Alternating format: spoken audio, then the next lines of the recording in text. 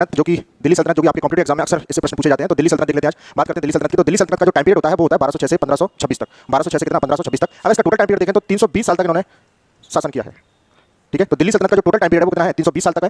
फिर इसमें अलग अलग समय पर अलग अलग क्या है वंश बैठे हैं। पहला वंश है, आप देख रहे हैं गुलाम वंश। पहला वंश कौन सा है? तो गुलाम वंश सबसे पहले बैठा है, उसका टाइम पीरियड जो होता है 1206 से 1290। और इन्होंने जो शासन किया वो किया 84 ईयर्स तक। क्लियर है? तो पहला इनसे क्वेश्चन आता है कि बताइए इनमें से गुलाम वंश ने कितना या कब तक शासन किया? तो 1206 से 1290 तक इन्होंने शासन किया और 84 साल तक इन्होंने शासन किया। दूसरे नंबर पर बैठे हैं खिलजी वंश। कौन सा वंश? खिलजी वंश 1290 से कितना 1320 तक। तो 1290 से 1320 तक और इन्होंने जो शासन किया वो किया है 30 ईयर तक, यानी कि 30 सालों तक इन्होंने शासन किया। तीसरा वंश बैठा है इसमें कौन सा? तुगलक वंश। और तुगलक वंश के जब लोग आए तो उन्होंने शासन किया है 1320 से कितना 1414।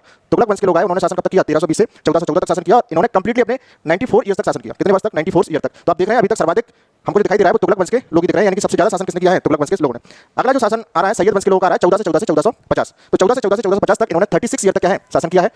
लास्ट में आ रहे हैं सबसे बाद में बैठे हैं कौन से? लोधी, यानी कि लोधी वंश के लोग। तो 1451 से 1526 तक।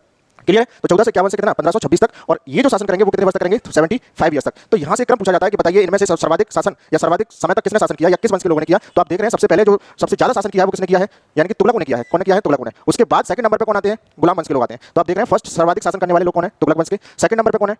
गुलाम वंश के। और फोर्थ नंबर पे कौन है? हमारे लोधी वंश के लोग हैं, थर्ड नंबर पे। क्लियर है? फिर आ जाइए आप कौन सा?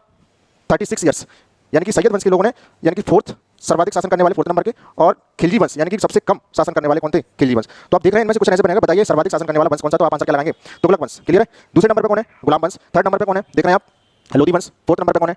आपका सैयद वंश। और लास्ट में खिलजी, यानी कि खिलजियों ने सबसे कम समय क्या है स्पेंड किया है, खर्च किया है, यानी कि कम समय तक रहे। तो यहाँ से ऐसा आपसे क्रम पूछा जाएगा सर्वाधिक, या फिर आपसे ऐसा फॉर्म में पूछा जाएगा कि बताइए असेंडिंग ऑर्डर लगाइए।